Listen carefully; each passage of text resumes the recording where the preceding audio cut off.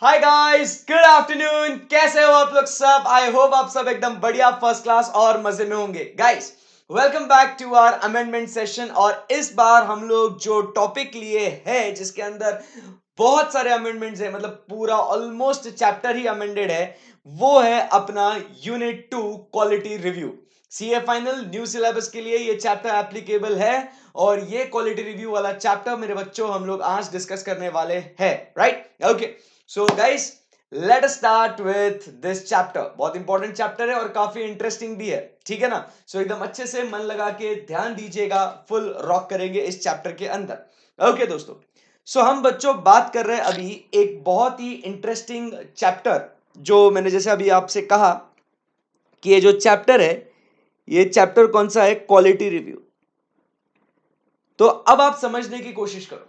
सबसे पहले अगर हम लोग बात करते हैं ना कि क्वालिटी मतलब क्या है, हम लोग नॉर्मली हम लोग वर्ड यूज करते रहते हैं हम लोग कि क्वालिटी, भाई क्वालिटी होना चाहिए। हर्षद सर तुम पढ़ा रहे हो तो क्वालिटी होना चाहिए यार। अगर अपन शॉपिंग कर रहे हैं तो क्वालिटी होना चाहिए। अपन कोई भी प्रोडक्ट खरीद रहे हो उसके अंदर क्वालिटी होना चाहिए।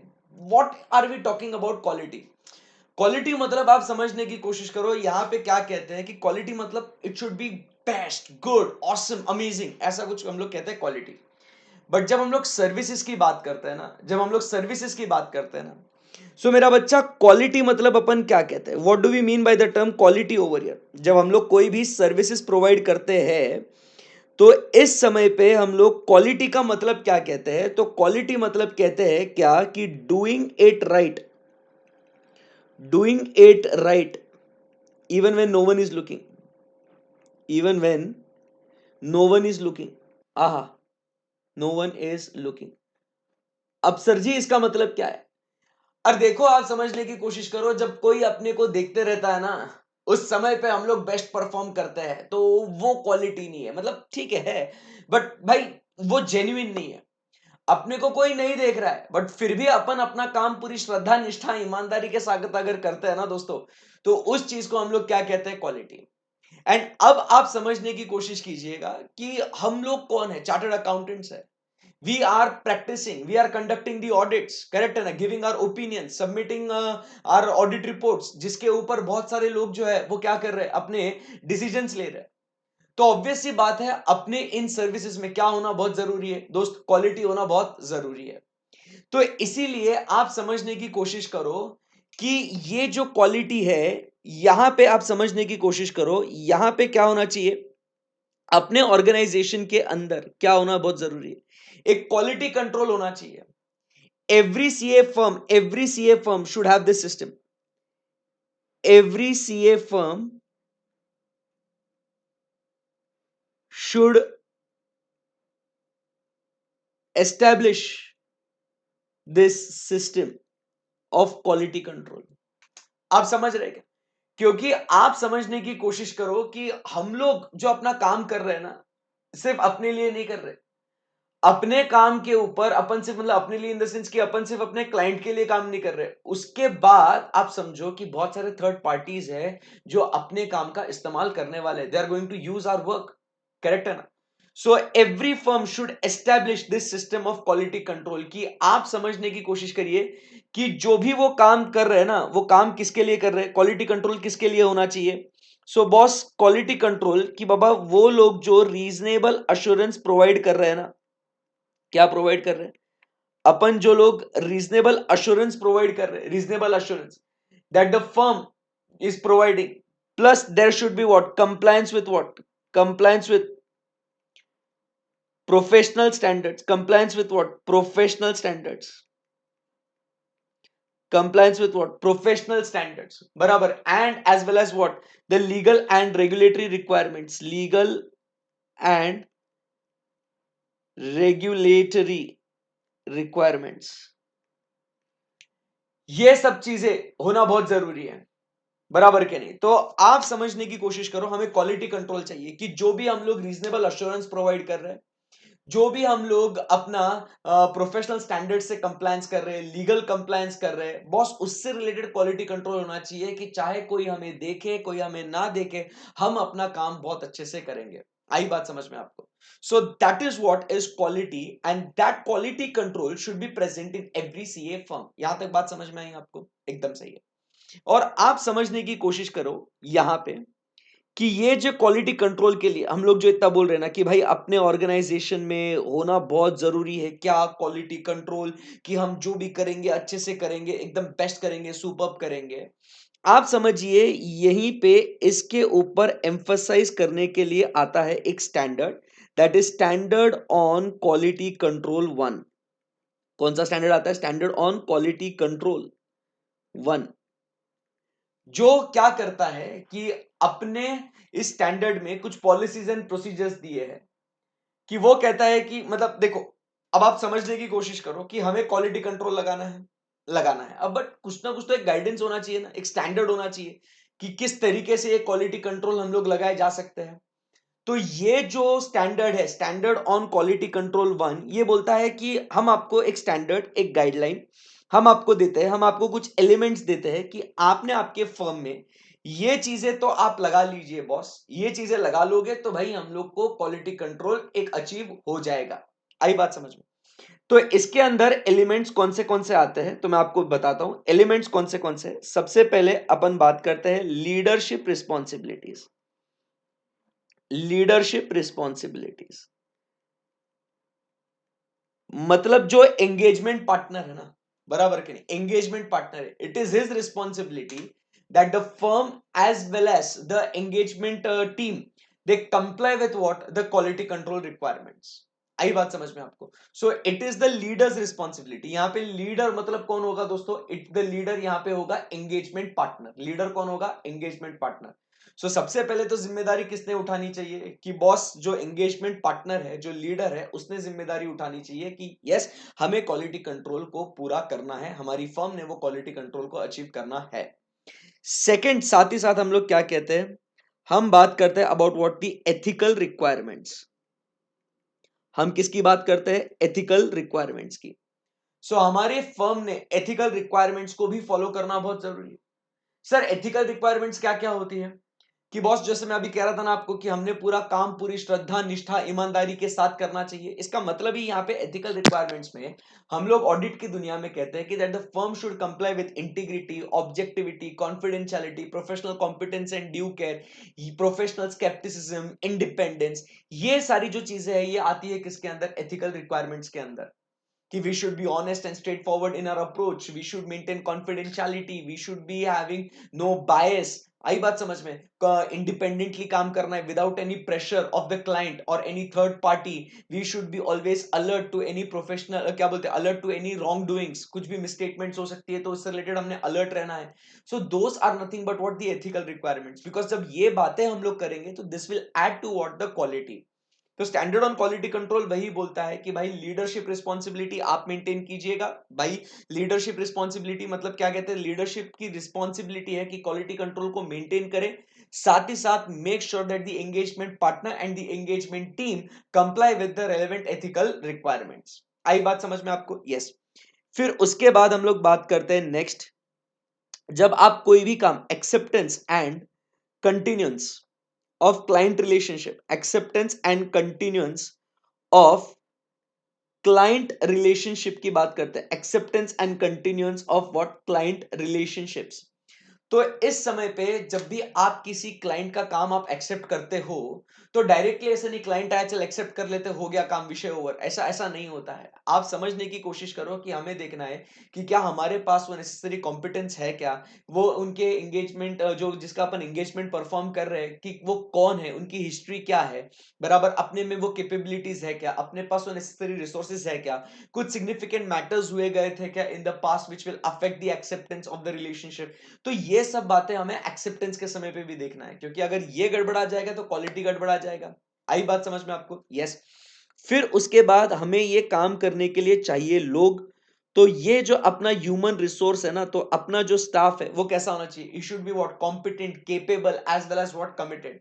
अपना स्टाफ कैसा होना चाहिए, जो ह्यूमन रिसोर्स जिसकी अपन बात कर रहे हैं, so it should be what, competent, committed, capable, ऐसा स्टाफ अपना होना चाहिए कि वो जो जॉब है उसको प्रॉपरली एग्जीक्यूट कर सकते हैं।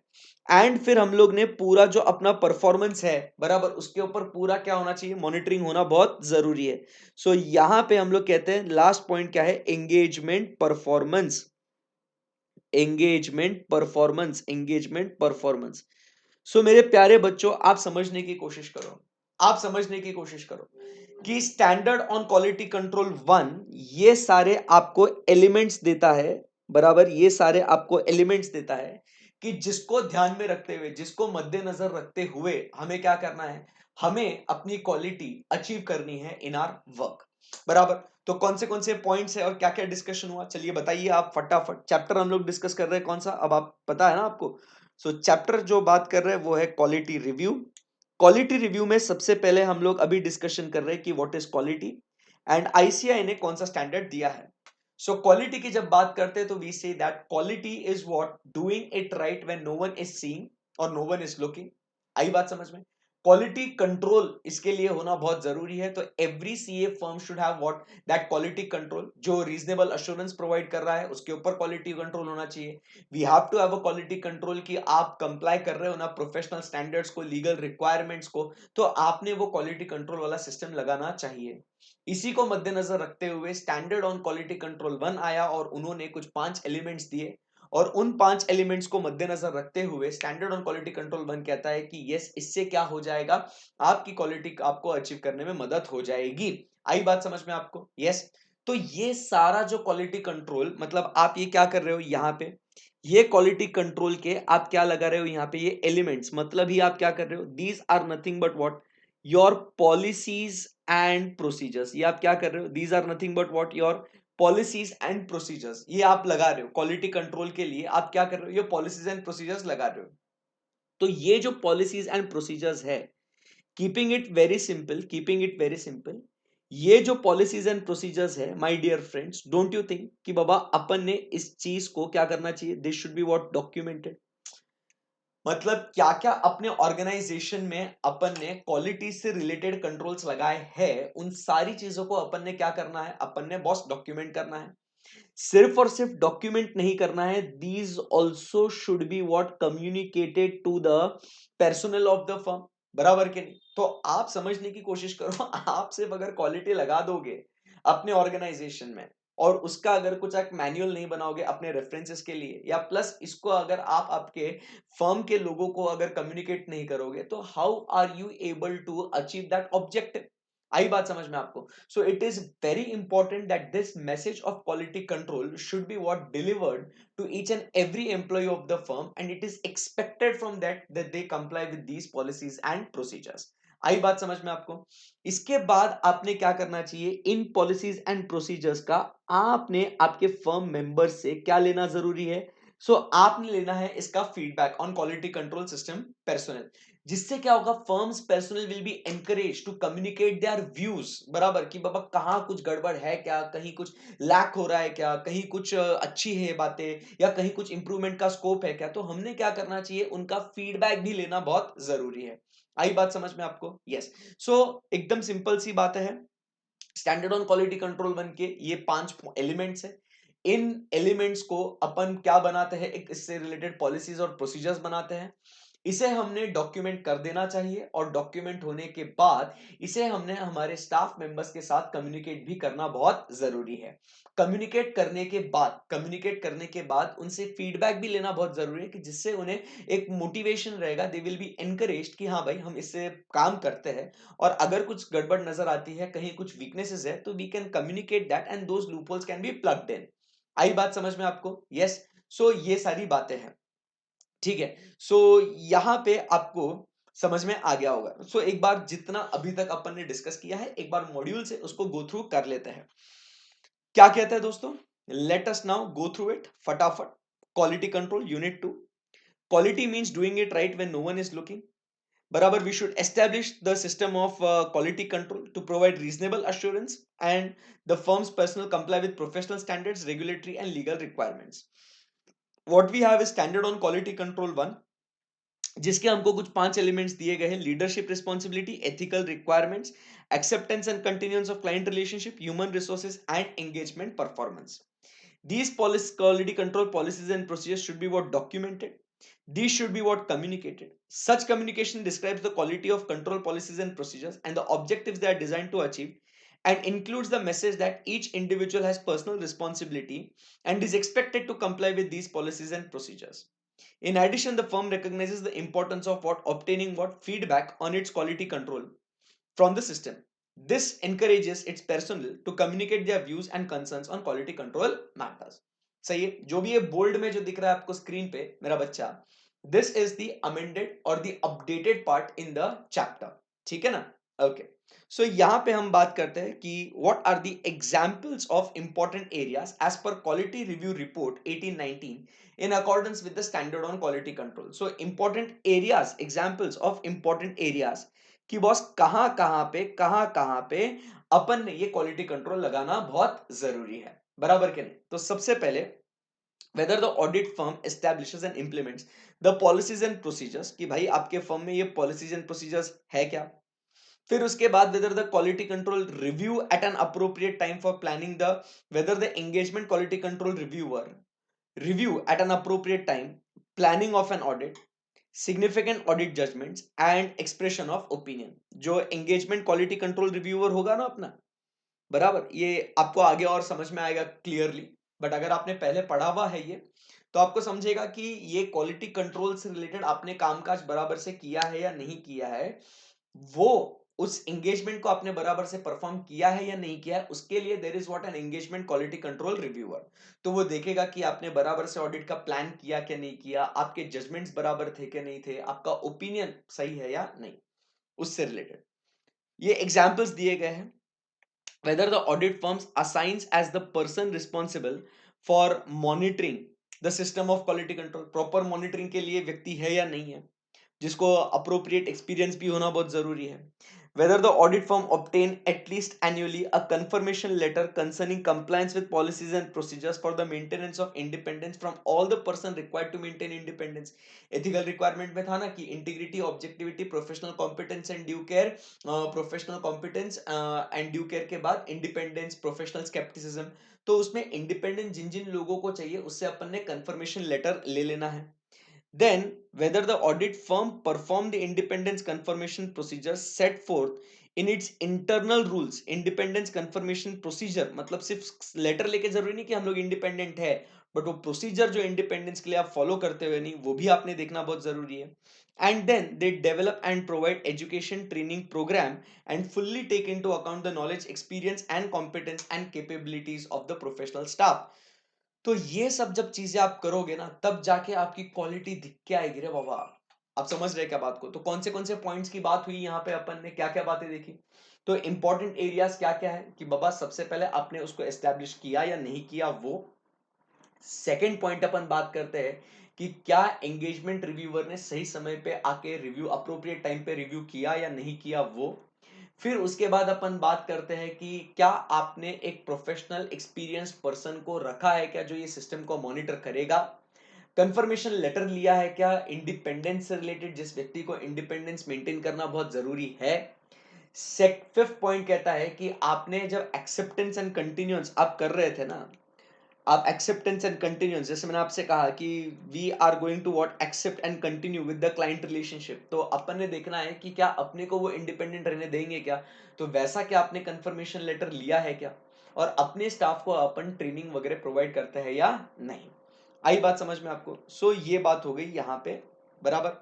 सो examples of important areas are, आपके लिए समरी बना देते हैं. Examples of important areas are, चलो अभी आप बिना देख के बोलेंगे. चलो फर्स्ट पॉइंट क्या कहता है, सबसे पहले हम लोग क्या कहते हैं, establish system of quality control. Okay. Second point, review by engagement quality control reviewer. Number 3 अपन क्या कहते हैं, assignment of personnel responsible for monitoring such system. Number 4, confirmation letter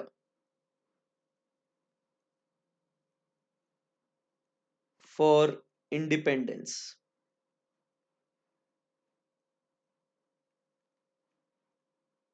Fifth, confirmation of independence related to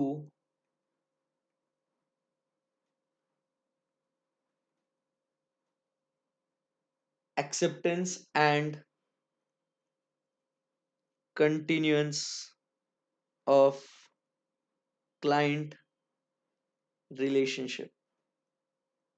and last point क्या था दोस्तों, training programs for professional staff. जमी क्या बात आपको, बोलो, एकदम सही है ना। सो ये एग्जाम्पल्स है इंपॉर्टेंट एरियाज जहां पे क्या होना बहुत जरूरी है, जहां पे क्वालिटी कंट्रोल होना बहुत जरूरी है। चलो फटाफट इसको नोट कर लो आप।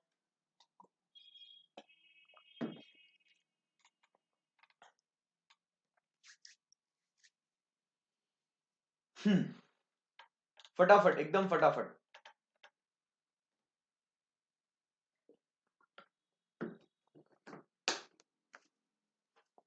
सो अब ये लगे तो आप पॉज करके आप नोट कर लेना, अपन आगे बढ़ते हैं। तो यहां पे आपको ये बात समझ में आ गई कि क्वालिटी, सबसे पहले अपन ने बात करी किसके बारे में दोस्त, अपन ने बात करी अबाउट व्हाट, क्वालिटी। क्वालिटी के लिए आपने क्या करना बहुत जरूरी है, क्वालिटी कंट्रोल होना बहुत जरूरी है। इससे related standard on quality control आया और उन्होंने बताया कि ये एक 2018-19 की जो रिपोर्ट है उसमें ये इंपॉर्टेंट एरियाज है जहां पे क्वालिटी कंट्रोल होना बहुत जरूरी है। आई बात समझ में आपको, यो। अब यहां से आगे बढ़ते हैं दोस्त। अब यहां से कहानी जो आगे बढ़ती है वो कहते हैं कि बाबा यहां पे अब हमको सिर्फ क्वालिटी नहीं, बट अब हमें क्या करना बहुत जरूरी है, इस क्वालिटी का क्या करना बहुत जरूरी है, रिव्यू करना बहुत जरूरी है। आप समझने की कोशिश करो, अब क्वालिटी का रिव्यू करना बहुत जरूरी है। यहां पे अपन जो टॉपिक देखते हैं वो टॉपिक क्या है, अब यहां पे आप अभी कॉन्सेप्ट के ऊपर फोकस करना है, एकदम मस्त। यहां पे हम बात करते हैं अबाउट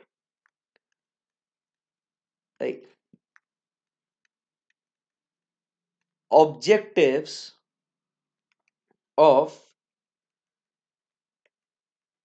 क्वालिटी रिव्यू की। अब किसकी बात करेंगे दोस्त, now we will talk about the objectives of quality review कि why are we doing the quality review.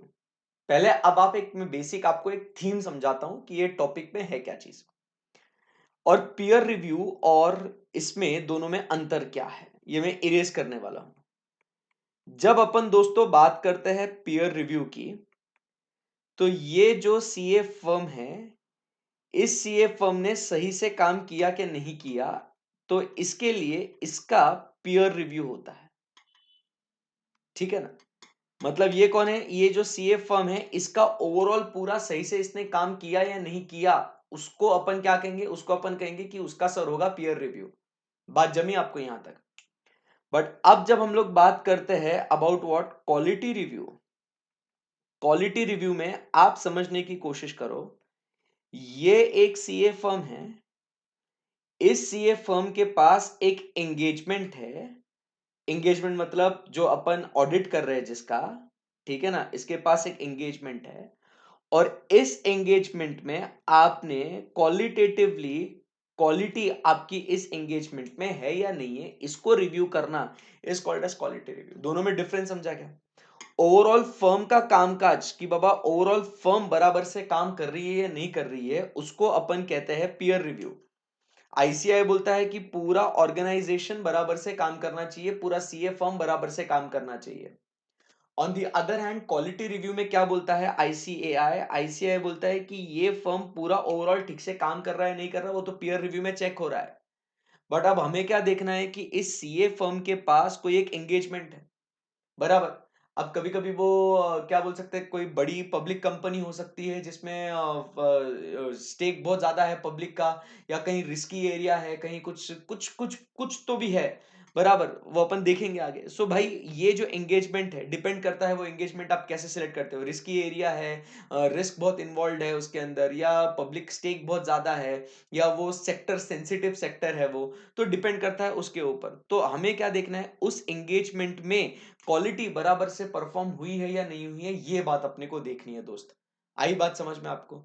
So that is the difference between peer review and quality review. So quality review में हम लोग क्या देखते हैं, आपको पहले ये समझना बहुत जरूरी है कि क्वालिटी रिव्यू में अपना जो फोकस है, अपना फोकस इस एंगेजमेंट पे है, और पीयर रिव्यू में अपना फोकस जो है ये पूरे इस सीए फर्म के ऊपर है। ये बात क्लियर हो गई? ये अगर बात समझ में आ गई ना, तो चैप्टर बहुत आसान है आगे। ये आपको डिस्टिंक्शन क्लियर होना बहुत जरूरी है, ठीक है। सो अब मेरा बच्चा बात करते हैं about what the objectives of quality review, कि ये वाला काम हम लोग काहे कर रहे हैं, why are we doing this work. अब आपको समझ में आया ना, why are we doing this quality review? Okay. So अब आप समझने की कोशिश करो। Quality review is directed towards evaluation of audit quality. Quality review क्यों करेंगे? सिंपल सी बात है बॉस, क्वालिटी रिव्यू क्यों करेंगे? So number one, evaluation of audit quality. आपको समझ में आया ना, इसका जो ऑडिट हुआ है वो क्वालिटी हुआ कि नहीं हुआ, बराबर कि नहीं। सेकंड, अधरन्स टू स्टैट्यूटरी रिक्वायरमेंट्स, कि आपको लॉ ने बोला था कि किस हिसाब से आपने काम करना है, statutory as well as what, statutory and, ये हटा दूं अब? डिफरेंस समझ में आ गया ना आपको? Adherence to what, statutory and regulatory requirements, ठीक है। तो जिससे क्या होगा, ये जब हम लोग करेंगे, सो इससे we will be able to identify weakness उस पर्टिकुलर एंगेजमेंट में। क्या वीकनेसेस है, आइडेंटिफाई एंड एड्रेस उस एंगेजमेंट में आपकी जो भी नंबर वन वीकनेसेस है। आइडेंटिफाई मतलब ढूंढना, एड्रेस मतलब उसके ऊपर कुछ आपने करेक्टिव एक्शन लेना। वीकनेसेस आपके कुछ डेफिशिएंसीज, ठीक है।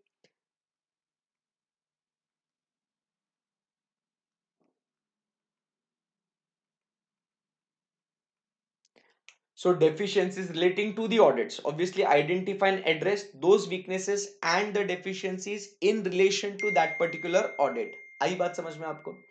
That were performed by the firm which we had selected. तो आपको समझ में आ गया होगा कि अब क्या होता है कि ये एक सीए फर्म है, इस सीए फर्म का ये एंगेजमेंट है। इस एंगेजमेंट में आपने बराबर से काम किया या नहीं किया, ऑडिट क्वालिटी थी कि नहीं थी, आपने इस एंगेजमेंट में लॉ से कंप्लाई करा या नहीं करा, वो हम लोग देखेंगे। और वो देख के पता चलेगा कि बाबा आपकी कहीं वीकनेसेस या कहीं डेफिशिएंसीज है क्या, और उसको हम लोग ओवरकम करेंगे और आपको सुझाव देंगे। आई बात समझ में आपको? बोलो यस और no. So that is what is the objective of what we say is the quality review. Digest करो इस पार्ट को। तो इससे क्या होगा, we will be able to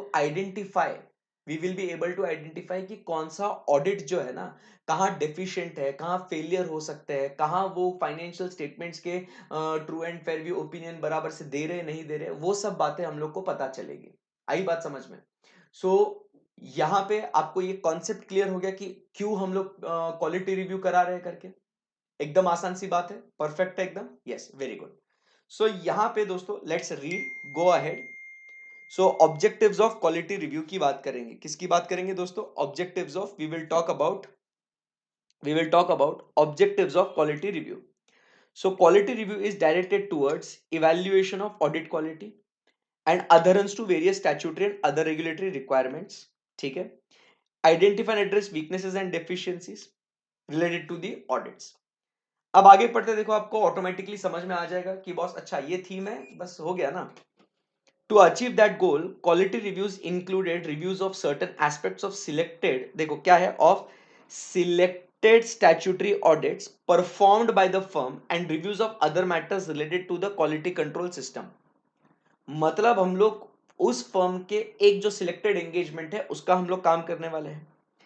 this review में आइडेंटिफाई, देखो वही वापस repeat, in ways which a particular audit is deficient, including the failures of the firm to identify or to address appropriately aspects in which an entity's financial statements do not present the financial position or results of operations in conformity with the applicable generally accepted accounting principles and other technical standards. कि बाबा वो fair position देते नहीं देते उसको कैसे identify करना, gap को comply करा या नहीं करा उसको कैसे आइडेंटिफाई करना, उसकी बात कर रही है. बट अब एक बात ध्यान से सुनना, it is not the purpose of the review however to review all of the firm's audits or to identify every aspect in which the reviewed audit is deficient or identify every aspect of the reviewed audit is deficient. मतलब आप समझो यहाँ पे बात को, एकदम simple सी बात कर रहे हैं अपन यहाँ पे. यहाँ पे हमारा कहना क्या है बॉस, एकदम सिंपल सी बात है कि हम उस फर्म के सारे ऑडिट्स को रिव्यू नहीं कर रहे हैं, हम सिर्फ और सिर्फ उस सिलेक्टेड एंगेजमेंट को रिव्यू कर रहे हैं और उस सिलेक्टेड एंगेजमेंट में हम लोग को सारी डेफिशिएंसीज फाइंड आउट करने का हमारा एजेंडा नहीं है. जो हमको लगता है वो हम लोग कर रहे हैं. It is not to identify every aspect in which the reviewed audit is deficient. Accordingly, a reviewed audit should not be understood to provide, not to be understood to provide any assurance that the firm's audit or clients or reporting are free from any deficiencies. मतलब आप ये भी नहीं कह सकते हो कि भाई रिव्यू हो गया मतलब अब हमारा ऑडिट जो है ना एकदम फ्री फ्रॉम डेफिशिएंसीज है, जो भी किया हमने ऑडिट एकदम सुपर अमेजिंग तरीके से किया है, ऐसा भी नहीं है. ठीक है ना? सो ये पॉइंट आपने बहुत अच्छे से ध्यान से मन लगा के फोकस करना है, क्योंकि ये आपको एमसीक्यू में पूछा जरूर जा सकता है कि ये स्टेटमेंट करेक्ट इनकरेक्ट फॉल्स ऐसा है या नहीं है, या केस स्टडी बेस्ड में आपको घुमा फिरा के ये पूछा जा सकता है. ठीक है, एकदम सही है, परफेक्ट, यस. सो मेरा बच्चा क्या कहते हैं हम लोग यहाँ पे, आपको थीम समझ में आ ही गया होगा क्वालिटी रिव्यू का, कि एंगेजमेंट, उस एंगेजमेंट का काम बराबर से हुआ या नहीं हुआ उसको फाइंड आउट करना और उन डेफिशिएंसीज को एड्रेस करना.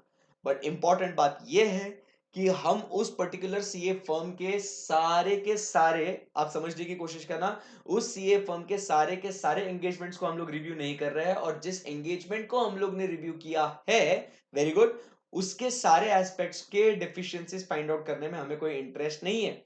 इसी के साथ आपने ये बात ध्यान में रखनी है कि रिव्यू हो गया इसका मतलब ये नहीं है कि वो particular audit it is free from deficiencies. आई बात समझ में? क्योंकि यहां पे भी हम लोग रीजनेबल अश्योरेंस ही देते हैं.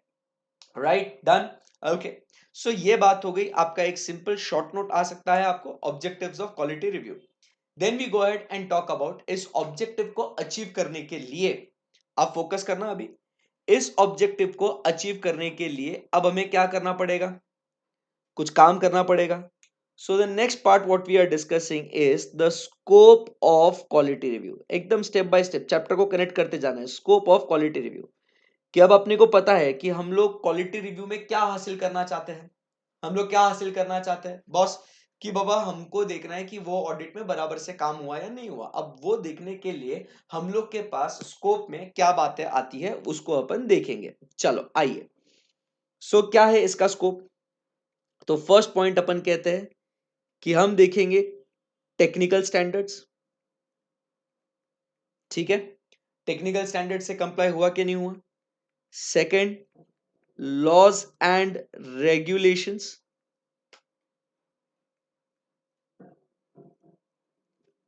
Laws and regulations.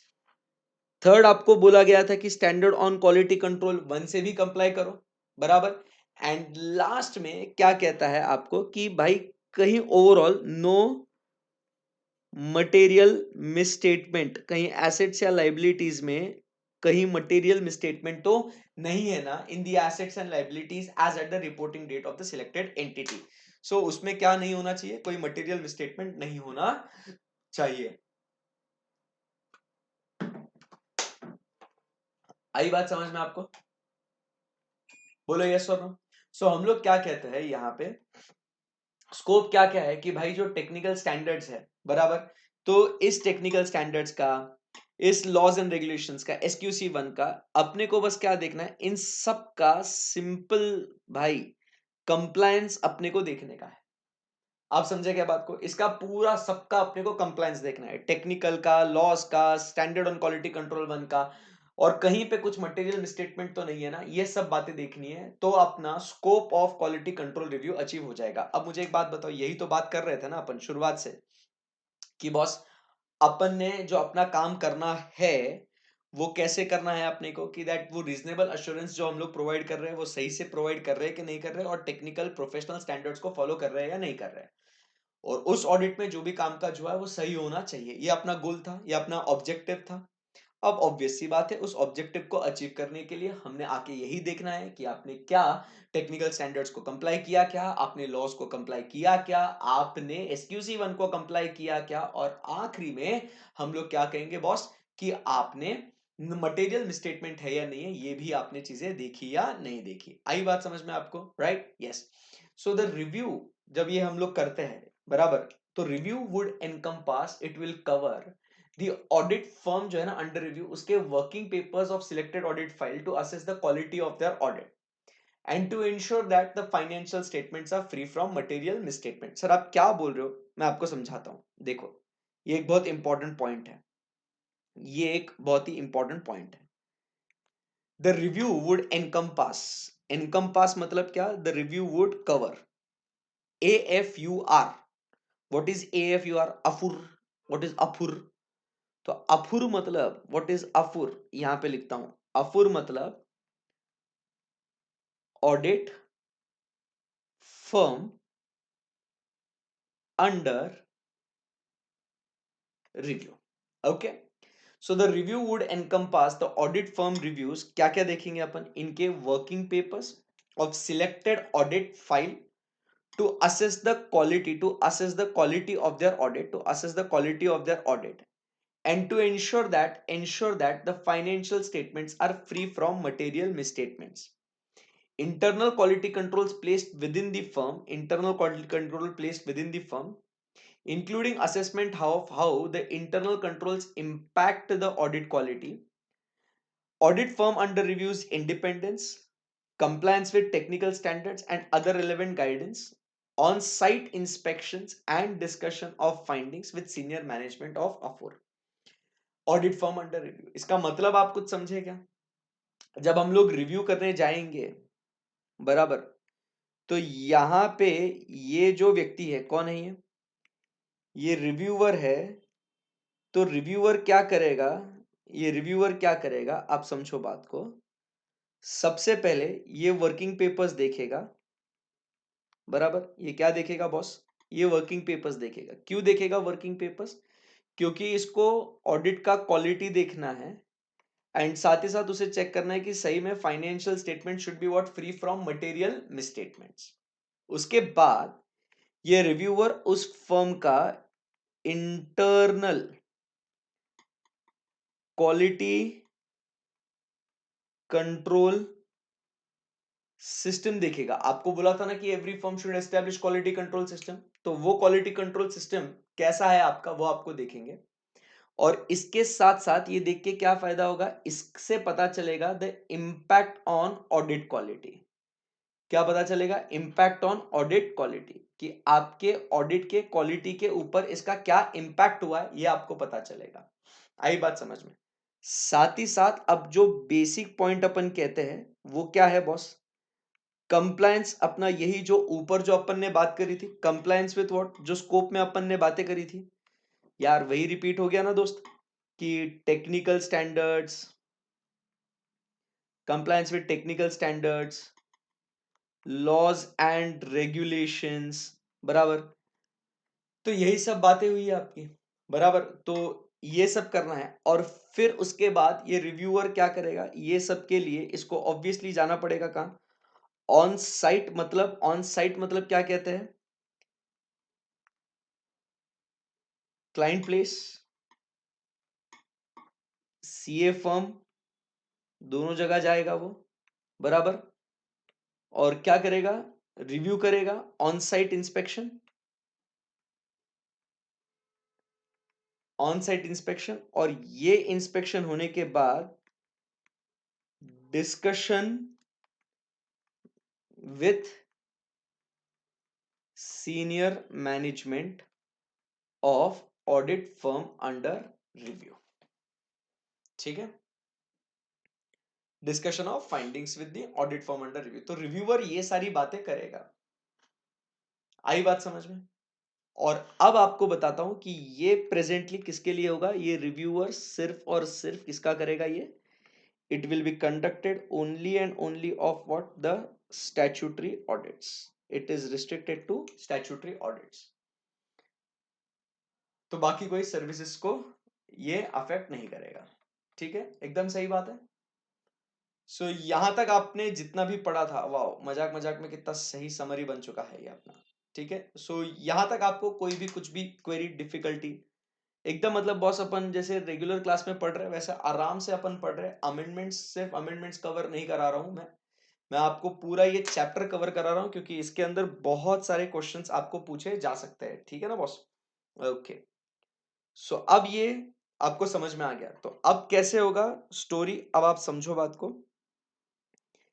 यहां पे फ्लो समझो, आईसीआई होगा, आईसीआई बनाएगा किसको, क्वालिटी रिव्यू बोर्ड को। क्वालिटी रिव्यू बोर्ड पे एम्पैनल होगा कौन,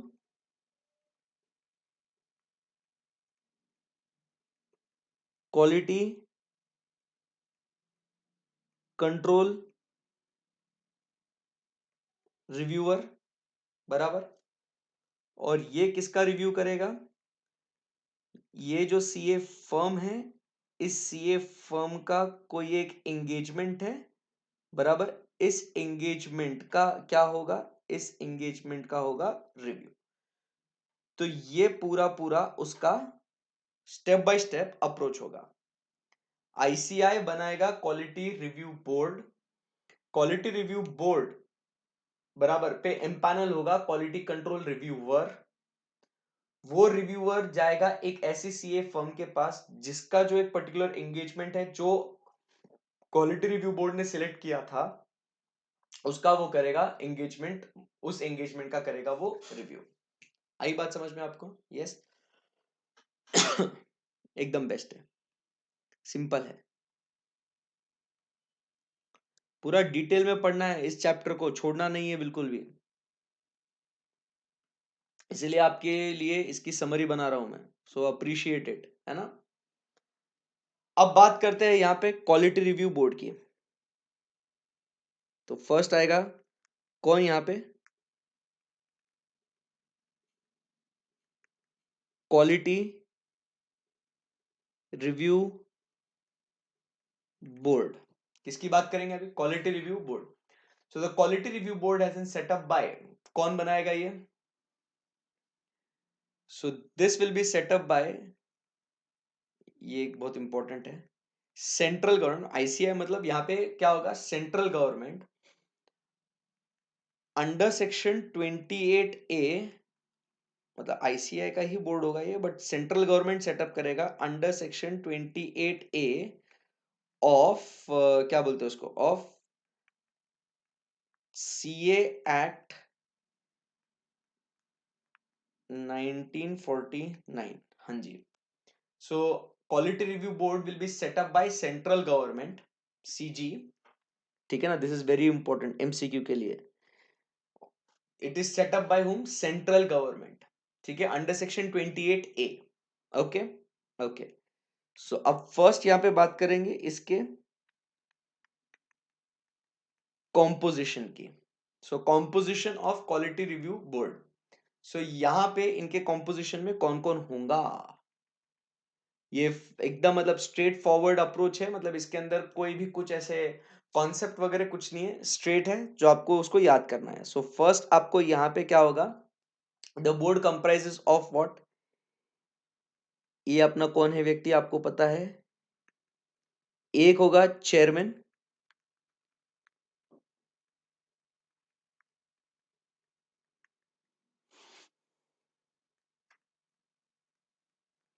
chairperson, plus there will be what, 1 2 3 4 5 6 7 8 9 10, तो ये प्लस 10 अदर मेंबर्स। सो इसके अंदर एक चेयरपर्सन होगा और उसके अंदर क्या होगा, 10 मेंबर्स होंगे, बराबर। So chairperson and members shall be appointed from the persons of eminence having experience, इसका तजुर्बा क्या होगा, इनका तजुर्बा, experience in the field of, they should have what, experience in the, experience in the field of, कहां कहां, कौन सा एक्सपीरियंस होना चाहिए, लॉ में होना चाहिए, इकोनॉमिक्स में होना बहुत जरूरी है, बिजनेस में होना बहुत जरूरी है, फाइनेंस में होना बहुत जरूरी है, अकाउंटेंसी में होना बहुत जरूरी है। सो इन सब में आप समझने की कोशिश करो क्या होना चाहिए, इनको नॉलेज होना चाहिए, एक्सपीरियंस होना चाहिए, किसके अंदर, so in the law, economics, business, finance, accounts, इस सब का उन्हें क्या होना चाहिए, they should be what, the persons of eminence having experience in this particular field. आई बात समझ में आपको। सो यहाँ पे आप समझो चेयरपर्सन एंड 5, आप बोलोगे सर आपने इतनी ड्राइंग क्यों करी है 10 लोगों को लिए, बताता हूं।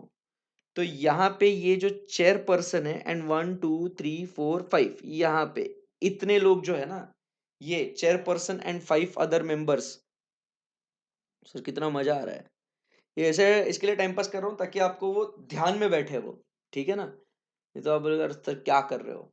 सो ये जो चेयर पर्सन एंड 5 मेंबर्स जो है, they will be what, nominated by central government. So they are nominated bye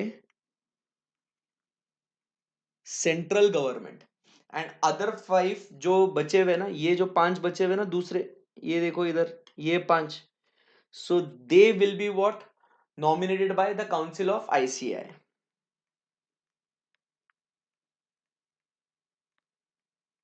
nominated by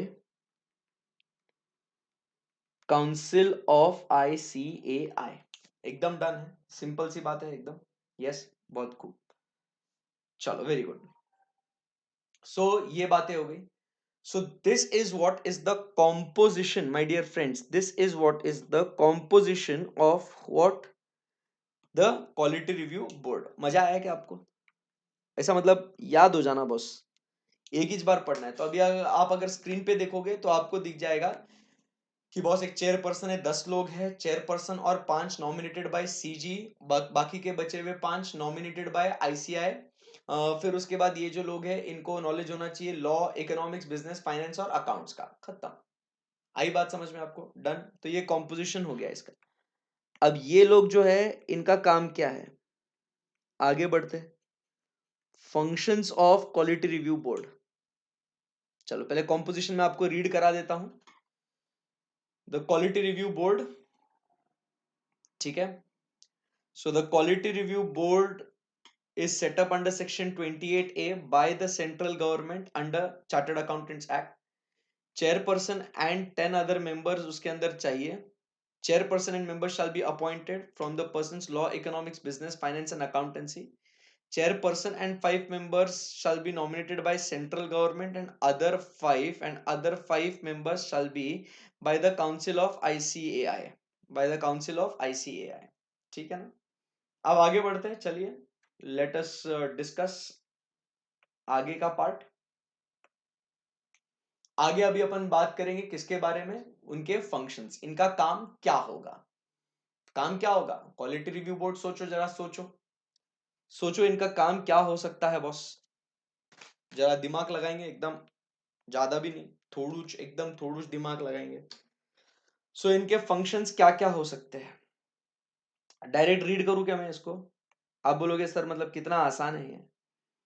सो देखना, it involves inspection and assessment of the work of practitioner while carrying out their audit function so as to enable the QO quality review board to assess what compliance with accounting standards and disclosure requirements, to assess the quality of audit and reporting, the quality control framework adopted by them।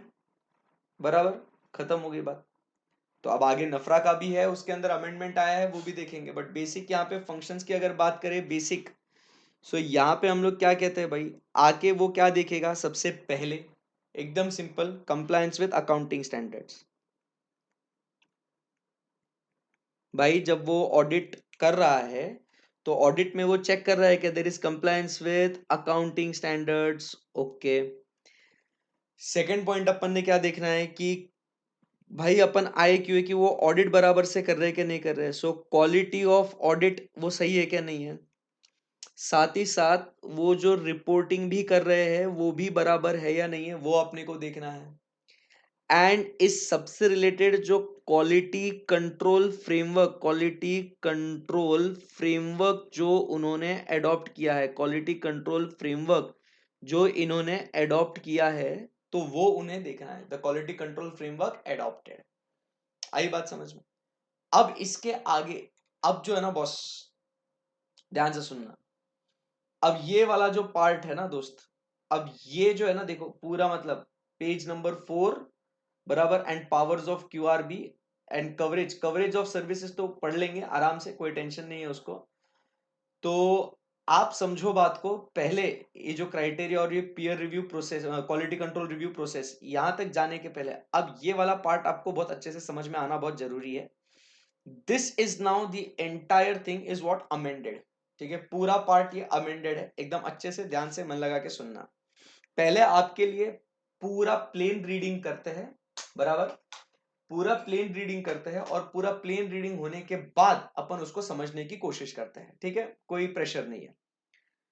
Rule 3 of national, आराम से एकदम ठंडे दिमाग से, summary वगैरह सब बनेगा, understanding भी सब होगा, बट पहले है क्या कंटेंट वो आपको समझ में आना बहुत जरूरी है। इसके लिए आपके लिए पहली बार एक बार उसको रीड कर रहा हूं, it is just for you, मैंने तो पढ़ लिया बहुत बार, बस आपको एक बार रीड करा रहा हूं। So rule 3(1) of national financial reporting rules, national financial reporting authority rules 2018, rule 3 of NAFRA rules 2018, as notified by central government on 13th November, provides that the authority, read NAFRA, have the power, NAFRA के पास क्या आ गया है, power to monitor, enforce, compliance with, वही अपना accounting standards, auditing standards, quality of service under subsection 2 of section 132, or undertake investigation under subsection 4 of such section of the auditors of the following class of companies and bodies corporate, namely। मतलब इससे अब आपको क्या समझ में आता है, मैंने कहा ना आपके लिए पहले इसको एक बार अपन रीड करेंगे, और वो रीडिंग होने के बाद फिर हम लोग आगे जो है वो टॉपिक को हम लोग डिस्कस करेंगे। सो क्या कहता है वहां पे, रूल नंबर 3(1) ऑफ नफरा रूल्स 2018, जिसके अंदर क्या कहता है, इन रूल्स ने क्या किया है, नफरा को एक पावर दी गई है कि वो जो क्वालिटी रिव्यू हो रहा है, बराबर, उसको मॉनिटर कर सकते हैं या वो इन्फोर्स कर सकते हैं, और साथ ही साथ देखेंगे कि क्या compliance with accounting standards, auditing standards, quality of service जो आप दे रहे हो, बराबर के नहीं, साथ ही साथ कहीं इन्वेस्टिगेशन की जरूरत है क्या, तो ये सब चीजें करा सकते हैं हम। कौन कहता है, नफरा, इसको पावर मिला है रूल 3(1) के तहत। स्टेप बाय स्टेप आप समझो बात को एकदम आराम से, ठीक है ना। This is very important, this is the amendment, ठीक है ना, तो अपने नोट्स में अपडेट हुआ है ये। सो अब यहां पे क्या कहते हैं, रूल 3.1 ऑफ नफरा रूल्स 2018, बराबर। इसके तहत क्या होता है, इसके तहत नफरा के पास एक पावर आ जाती है, नफरा के पास एक पावर आ जाती है। और वो पावर क्या है बॉस, वो पावर क्या है? So NFRA will do what? Monitor, NFRA will do what? Monitor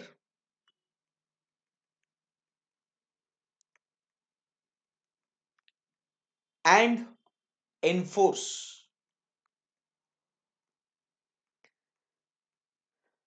क्या? फर्स्ट, कंप्लायंस विथ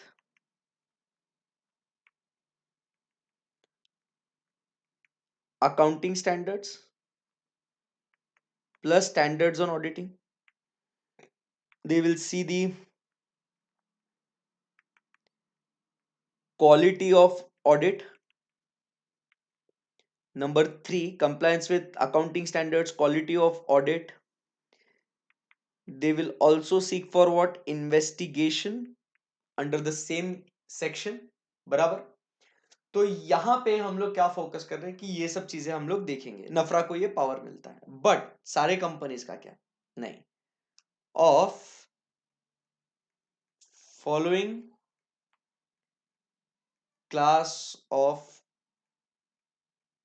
कंपनीज, सबका नहीं रे दादा, सबका नहीं, मतलब कुछ सिलेक्टेड क्लास ऑफ कंपनीज का, सारे कंपनीज का नहीं दोस्त, सिलेक्टेड क्लास ऑफ कंपनीज।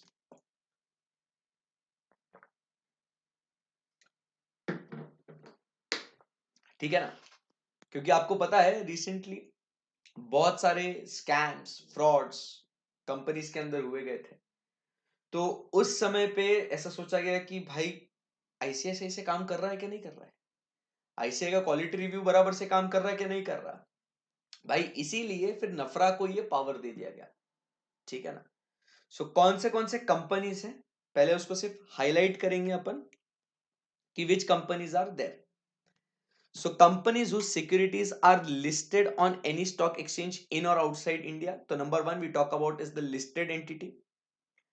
फिर उसके बाद बात करते हैं अनलिस्टेड पब्लिक कंपनीज, बट जिनका paid up capital is not less than ₹500 crores, paid up capital not less than 500 crores or having annual turnover not less than 100 crores, 100,000 crores, or having the aggregate outstanding loans, debentures and deposits not less than 500 crores as on 31st March of the immediately preceding financial year।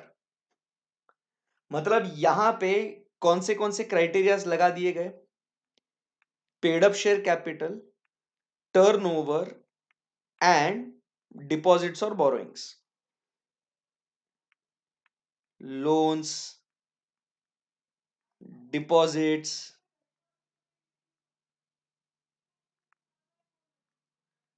Loans, deposits, debentures, बराबर। 1, 2 and 3। आई बात समझ में आपको? Read करो उसको एक बार, एक second.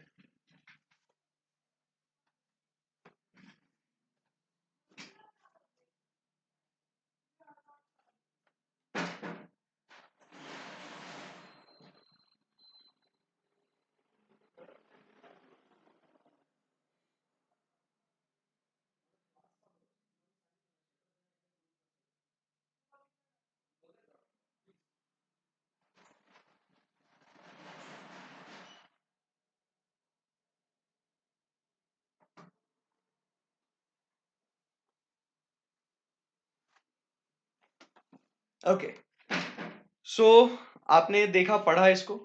So paid up share capital not less than, कितना बोला है? Paid up share capital not less than 500 CR 500 crore, turnover 1000 crore, and loans deposits and debentures not less than 500 crore. ठीक है, सो आप समझो, paid up share capital, turnover 500, 1000, 500।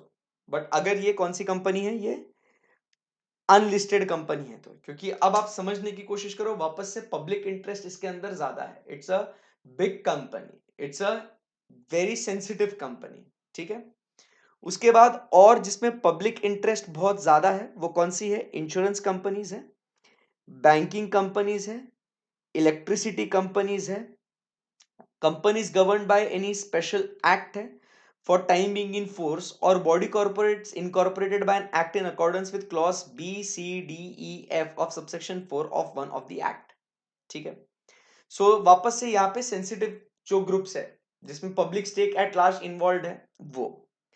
फिर any body corporate और company और पर्सन और क्लास ऑफ बॉडी कॉर्पोरेट्स और companies on a reference made to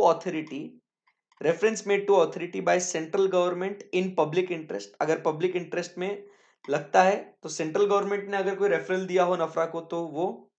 any body corporate incorporated और registered outside India which is a subsidiary और associate company of any company outside India, but वो subsidiary है, associate है of any company or body corporate incorporated registered and refers to in clause A to D।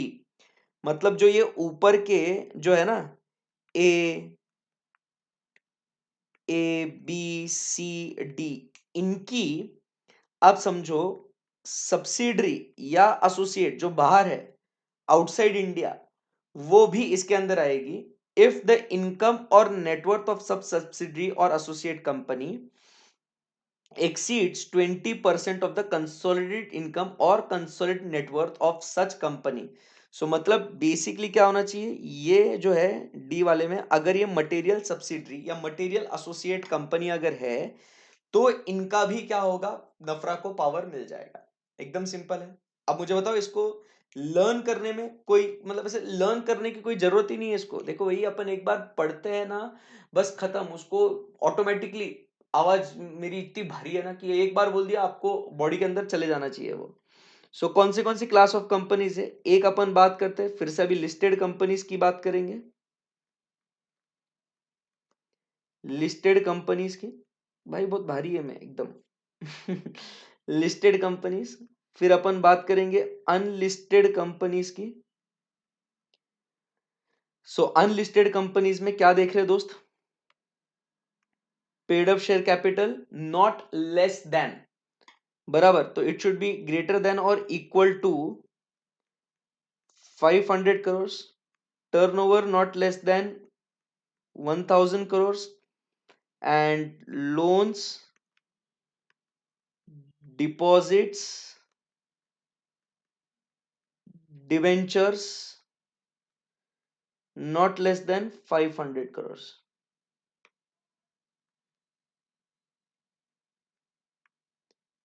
as on immediately 31st March of immediately preceding financial year। ठीक है ना, और इन सब के बीच में और है भला क्या, कोई एक भी अगर सेटिस्फाई होता है तो,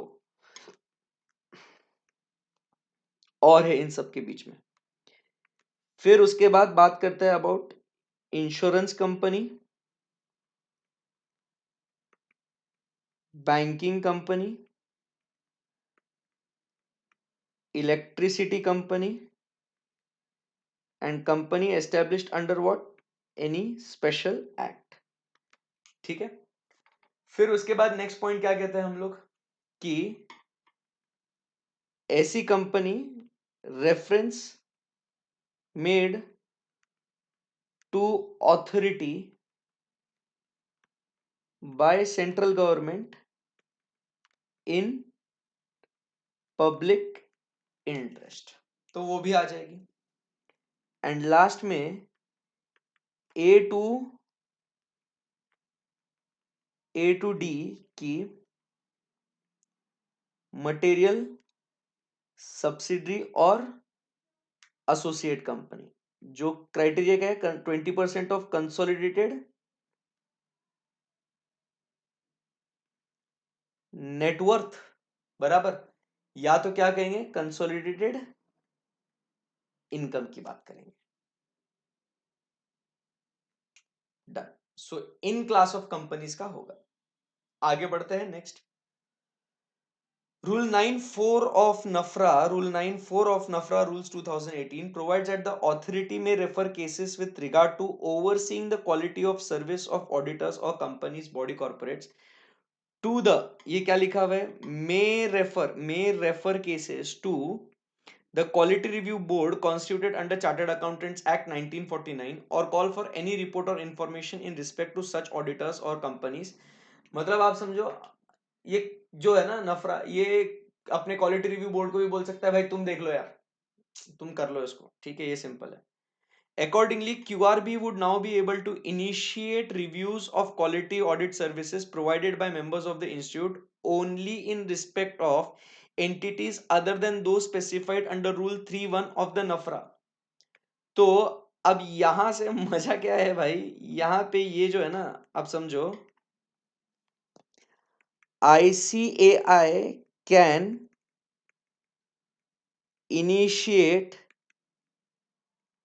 reviews of those reviews other than these। इनके अलावा जो भी रहेगा उसी का आईसीआई क्या कर सकता है, रिव्यूज को इनिशिएट कर सकता है। मतलब कौन से बचे गए हैं भाई, जो प्राइवेट लिमिटेड कंपनीज का ऑडिट करते हैं, जो अनलिस्टेड है, जो वो थ्रेशोल्ड लिमिट्स के बिलो है, बराबर, नॉट स्पेसिफाइड अंडर ये जो है, तो वो उसका जो ऑपोजिट बनता है वो, बराबर कि नहीं। सिंपल सी बात है एकदम। यस। सो ये बात हो गई अपनी किससे रिलेटेड बच्चों, functions of quality review board. I believe it is very simple, एकदम बेस्ट है, सिंपल सी बात है एकदम, कोई टेंशन नहीं है यहाँ पे, राइट। ओके, चलो तो आगे बढ़ते हैं फिर यहां से, ठीक है। पावर्स को निपटा देते हैं और फिर कवरेज और ये नेक्स्ट सेशन में हम लोग कवर करते हैं, है ना, क्योंकि वो फिर एक साथ पूरा कवरेज और ये पूरा एक साथ हो जाएगा तो सिंपल हो जाएगा,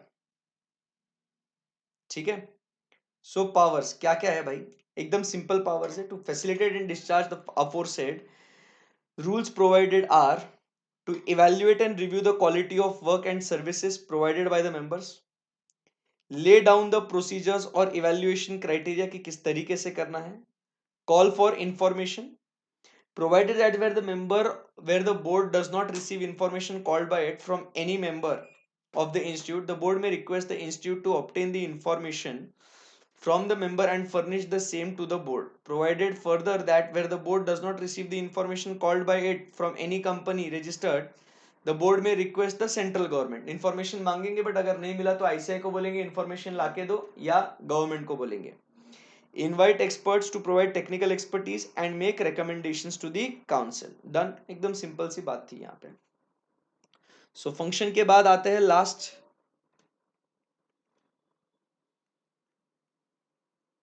powers of quality review board.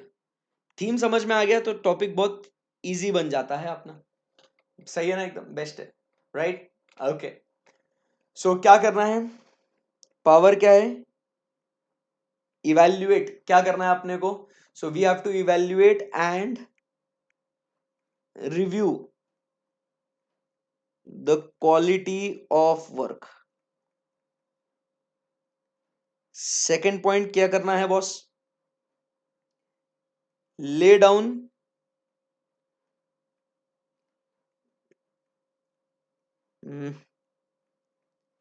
ले डाउन क्राइटेरिया, बराबर के नहीं, क्या करना है अपने को, ले डाउन प्रोसीजर्स और evaluation criteria to evaluate various service, lay down criteria for evaluation. Third point क्या कहता है, कॉल फॉर इंफॉर्मेशन।